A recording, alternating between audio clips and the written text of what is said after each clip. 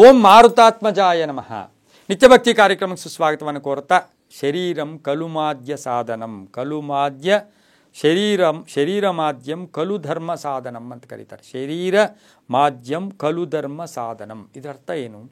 ನಾವು ಈ ಶರೀರವನ್ನು ನೀಟಾಗಿ ಸ್ವಚ್ಛವಾಗಿ ಚೆನ್ನಾಗಿಟ್ಕೊಂಡಾಗ, ಶರೀರಕ್ಕೆ ಒಳ್ಳೆಯ ಆಲೋಚನೆಗಳಿದ್ದಾಗ ನಮ್ಮ ಎಲ್ಲ ಕೆಲಸ ಕಾರ್ಯಗಳಲ್ಲೂ ನಾವು ಜಯವನ್ನು ಸಾಧಿಸ್ತೀವಿ, ನಮಗೆ ಶುಭ ಆಗುತ್ತೆ, ಒಳ್ಳೆಯದಾಗುತ್ತೆ. ನಾವು ಇವತ್ತಿನ ದಿವಸ ಈ ಶರೀರವನ್ನು ಚೆನ್ನಾಗಿಟ್ಕೊಂಡಾಗ ಗ್ರಹಕಾಟ ಕೂಡ ಕಡಿಮೆ ಇರುತ್ತೆ. ಅದಕ್ಕೆ ಏನು ಮಾಡಬೇಕು ಶರೀರಕ್ಕೆ? ಸಾಮಾನ್ಯವಾಗಿ ಶರೀರದಲ್ಲಿ ನಾವು ವೈಜ್ಞಾನಿಕವಾಗಿ ಅಥವಾ ನಾವು ಎಲ್ಲೋ ಒಂದು ಕಡೆ ಯೋಗಶಾಸ್ತ್ರದಲ್ಲೂ ಕೂಡ ಹೇಳುತ್ತೆ, ಈ ಶರೀರವನ್ನು ಹೆಚ್ಚು ನಾವು ಓಡಾಡಿಸ್ಬೇಕಂತೆ. ಅದನ್ನೇ ನಾವು ಇಂಗ್ಲೀಷಲ್ಲಿ ವಾಕಿಂಗ್ ಅಂತ ಕರಿತೀವಿ. ಏನಾಗುತ್ತೆ, ಈ ಒಂದು ಶರೀರವನ್ನು ನಾವು ಹೆಚ್ಚು ಪ್ರಯಾಣಿಸಿದಾಗ, ಅದು ಬಸ್ಸಲ್ಲಿ ಪ್ರಯಾಣ, ಕಾರಲ್ಲಿ ಪ್ರಯಾಣ, ರೈಲಲ್ಲಿ ಪ್ರಯಾಣ, ಏರೋಪ್ಲೇನ್ ಪ್ರಯಾಣ ಅಲ್ಲ. ಶರೀರವನ್ನು ಓಡಾಡಿಸ್ಬೇಕು. ನಮ್ಮ ಕಾಲ ಮೇಲೆ ನಾವು ನಿಂತ್ಕೊಂಡು ನಡಿಬೇಕು. ನಡೆದಾಗ ಇದರಿಂದ ಏನಾಗುತ್ತೆ, ಇದನ್ನು ನಾವು ವಾಕಿಂಗ್ ಅಂತ ತಗೊಳ್ಳಿ ನೀವು ಇಂಗ್ಲೀಷಲ್ಲಿ.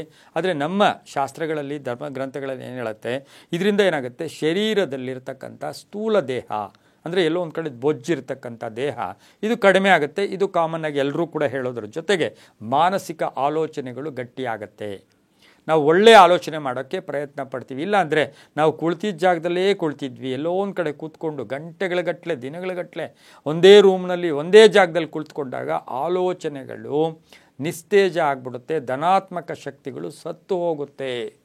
ಹಾಗಾಗಿನೇ ಶರೀರ ವಾಕಿಂಗ್ ನೋಡಿ, ಸರ್ ಎಂ ವಿಶ್ವೇಶ್ವರಯ್ಯ 110 ವರ್ಷ ಬದುಕಿದ್ರು ಅಂದರೆ ಅದರ ಹಿಂದೆ ಏನು ಅಂದರೆ ಅವರು ವಾಕ್ ಜಾಸ್ತಿ ಮಾಡ್ತಾಯಿದ್ರು, ಓಡಾಡ್ತಾಯಿದ್ರು. ಧರ್ಮದಲ್ಲೂ ಅದೇ ಹೇಳುತ್ತೆ, ವೈಜ್ಞಾನಿಕವಾಗೂ ಹೇಳುತ್ತೆ. ಆಮೇಲೆ ಉತ್ಸಾಹ ಜಾಸ್ತಿ ಆಗುತ್ತೆ, ಮಾನಸಿಕ ಆಲೋಚನೆಗಳು ಚೆನ್ನಾಗಿರುತ್ತೆ, ಪ್ರತಿಯೊಂದರ ವಿಷಯಗಳನ್ನು ಕೂಲಂಕುಷವಾಗಿ ಪರಿಶೀಲನೆ ಮಾಡ್ಕೋತೀವಿ, ತಾಮಸ ಗುಣಗಳು ಕಡಿಮೆ ಆಗುತ್ತೆ, BP ನಿಯಂತ್ರಣ ಆಗುತ್ತೆ, ಸಕ್ಕರೆ ಕಾಯಿಲೆ ನಿಯಂತ್ರಣ ಆಗುತ್ತೆ.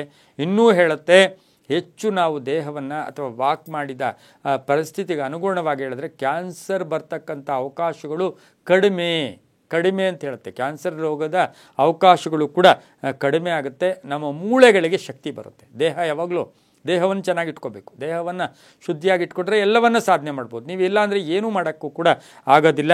ಹೃದಯ ಸಮಸ್ಯೆಗಳಿಗೆ ಈ ವಾಕಿಂಗ್ ಮಾಡೋದ್ರಿಂದ, ದೇಹ ಓಡಾಡಿಸೋದ್ರಿಂದ ಹೃದಯ ಸಮಸ್ಯೆಗಳ ಕಾಯಿಲೆಗಳು ಕಡಿಮೆ, ಅಷ್ಟು ಹೆಚ್ಚಾಗಿ ಬರೋದಿಲ್ಲ.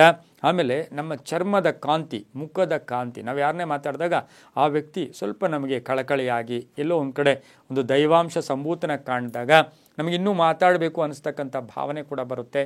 ಚರ್ಮದ ಕಾಂತಿ ವೃದ್ಧಿಯಾಗುತ್ತೆ.